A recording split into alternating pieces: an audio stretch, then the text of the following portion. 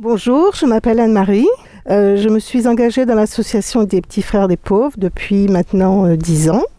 Lorsque j'ai commencé mon bénévolat, je travaillais encore. Et ensuite, quand j'ai été retraitée, donc j'avais plus de disponibilité. Je me suis ouverte à d'autres activités.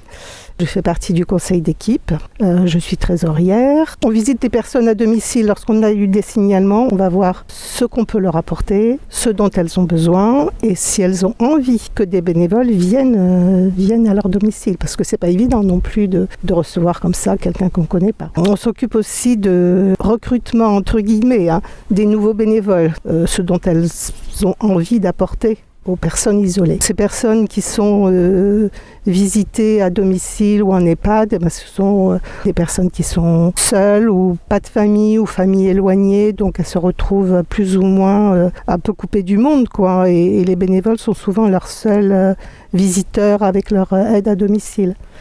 On essaie d'organiser des goûters, on essaie d'organiser des repas. Maintenant, c'est un peu plus difficile. Ils en ont beaucoup souffert, nous aussi, mais pour eux, ça a été terrible.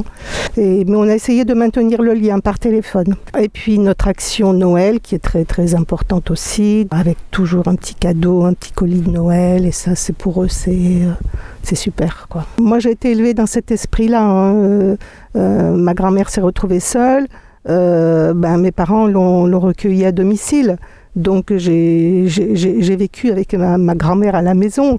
Moi-même, je suis grand-mère, donc j'essaie d'être disponible pour mes petits-enfants. Et ce lien-là, c'est un lien affectueux, c'est un lien de confiance. Et on leur apporte beaucoup, mais eux aussi nous apportent, parce qu'ils nous ouvrent leurs portes. Ils nous racontent leur vie, ils nous font des confidences. La dernière fois, ma dernière visite, c'était une dame qui a 97 ans. Elle était pharmacienne et c'est une dame qui ne s'est jamais mariée.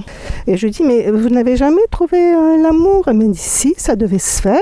Elle avait rencontré un jeune homme qui était ingénieur et il lui a dit, quand on sera mariés, tu vends ta pharmacie. Et elle, non.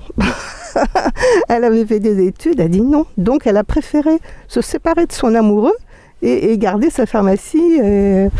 Et voilà, quoi. Je trouve qu'elle a fait des confidences. Après, c'est drôle, quoi.